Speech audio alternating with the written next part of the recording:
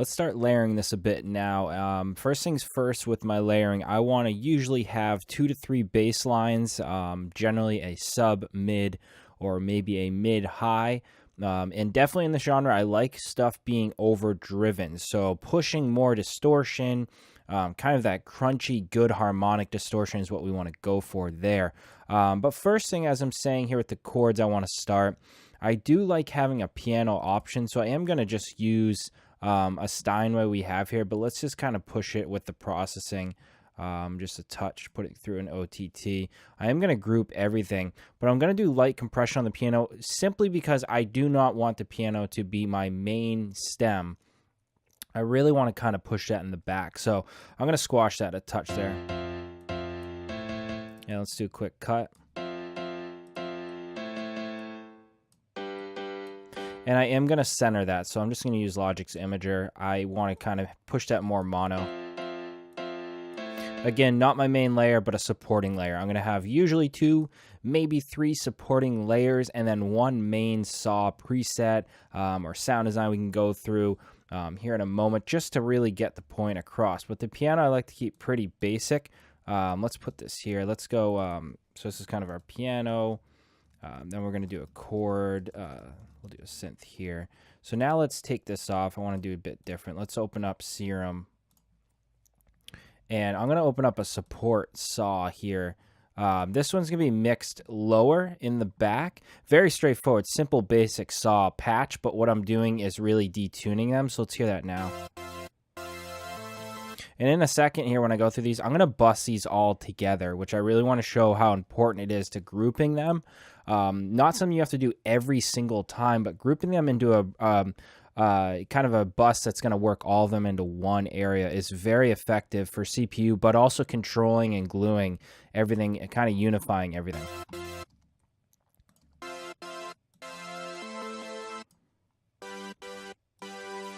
And I'm just watching the highs on a lot of these. There's going to be good amount of saws and just noise in the oscillators in general can really add up over time. So we really need to watch out for that.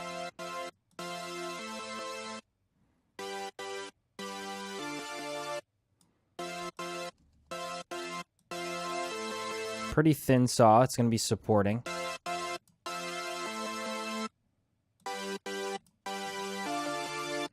And I'm just watching that 200 range. That's going to be really, really key. And for this one, I'm actually going to go touch more stereo, but not full. My main saw is going to be the full 100 or the full 1.0. That's just its regular stereo function. So let's open that up now.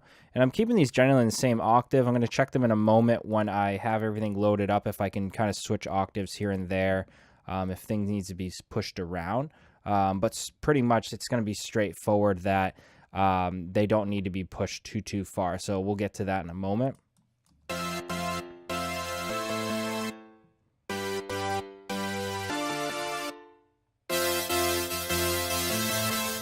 Okay, this one's a preset we have here. Really kind of happy and has a lot of movement to the LFO, which I need to adjust here. And we can see that it's really overlapping in those empty spaces. I don't really want that to happen. And let's watch this reverb back here.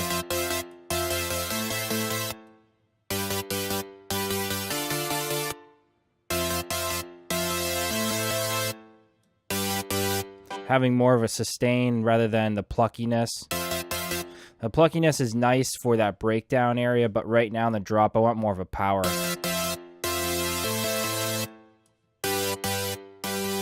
So when I'm layering, I'm just going to take the piano out. When I'm layering, I talk about this a lot. I know some of you guys that have heard me talk about it are probably like, it's sounding like a broken record. Well, I really want to repeat myself, guys, because I think it's nice to really understand layering. I'm keeping things simple. I'm keeping things really saw-driven here, but I want people to understand, anyone new to layering, don't overcomplicate your layering. I say this about a lot of stuff. Don't overcomplicate your arrangement, your MIDI, your drums, program. There's a lot of things that, sure, you can go into detail and make things complex, but be very fine with it. Be making sure each little detail and layer, for this example, is making sense.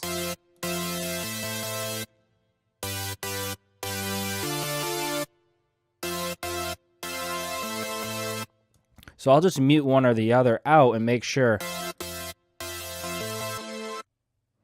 Without one or the other, it's not complete. It's not making sense. So my main saw layer is relatively detuned. You know, also my saw support has about 8, I believe, on the detuning, which is pretty wide. Yeah, we have 8 and 8.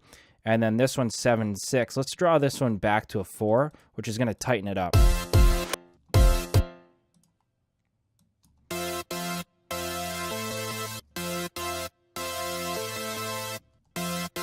And let's make sure these aren't coming in too hot into the mixer. So let's check out our input here.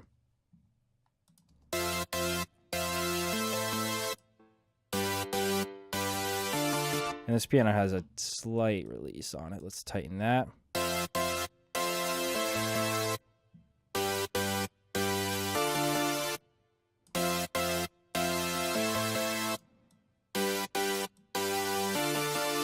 Okay, let's now, before we get to our bass lines, I know this is sounding pretty basic with the saws, but that is what I want in this step of the course here, is getting things developed. I can't explain how important it is to take these steps, you know, especially if you're struggling with songwriting. Doing these steps in this way, I really recommend to really develop the track. It's going to make everything kind of come together smoother for you if you're doing it in this motion here.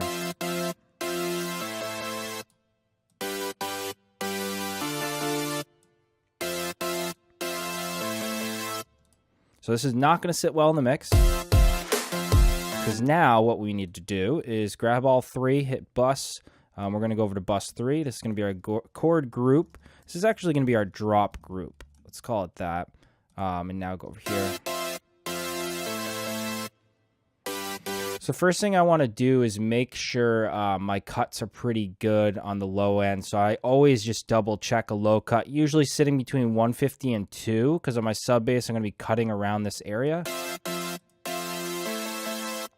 And one thing to look out in chords is a lot of mid-range. So I usually do a dip here and at 2 and 5K.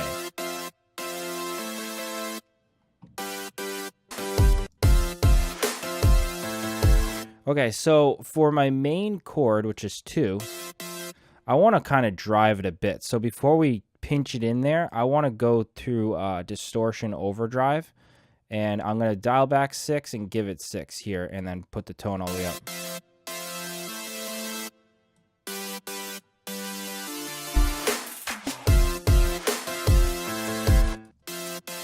And let's give a little bit back on the release.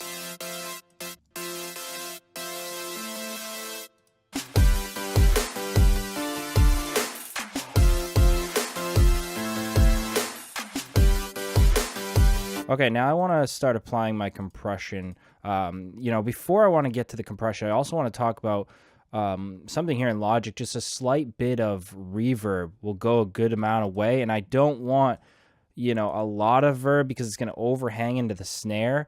Something more minimal like this, if we did a really slight wet here, short decay or reverb time rather, making it a bit tighter. And we can bring this up. We can do a high cut on it.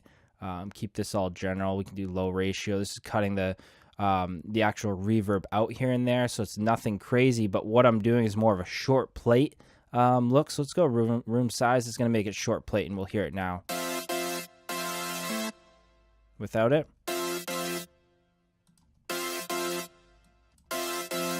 So what it's doing also is creating depth to the chords. And if you do too wet of an output, you're going to get it all drowned out, and it's almost going to get the effect that it's pushing the back of your speakers. Not what you generally want in all of your layers.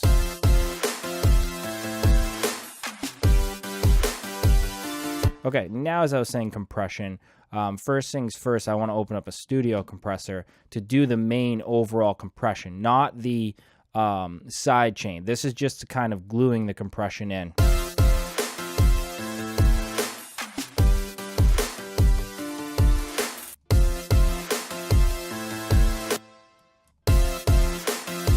And for this, I want more of a snappy compression, nothing holding it down too long. It would kind of bury it. So I want more of a snappy, quick compression, and it to come in slower.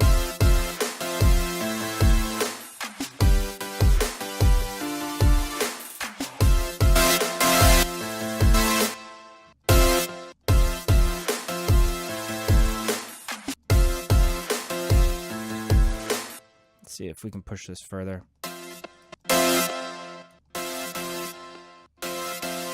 So we're really getting that drive. I know that's really loud there at the moment, but I'm trying to push it as loud as I can to get the harmonic distortion I'm talking about.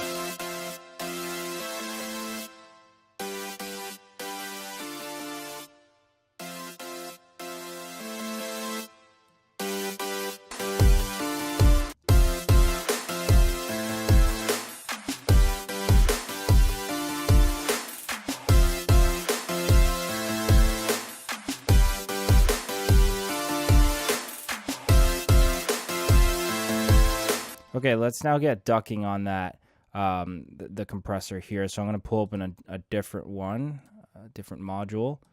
And we're going to link this actually to our snare up here.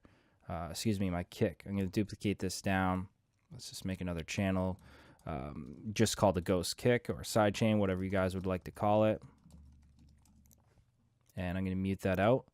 And that'll be my input. So we can bring that in here. And now we can dial this in a bit here.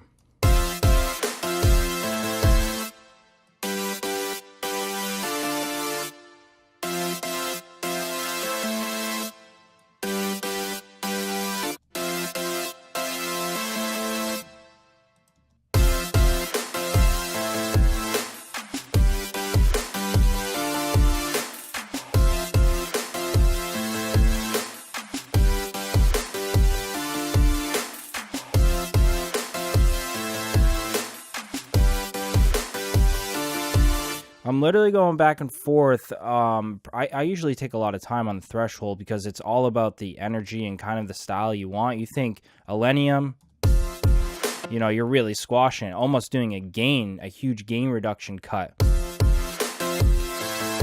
I want something more in the middle.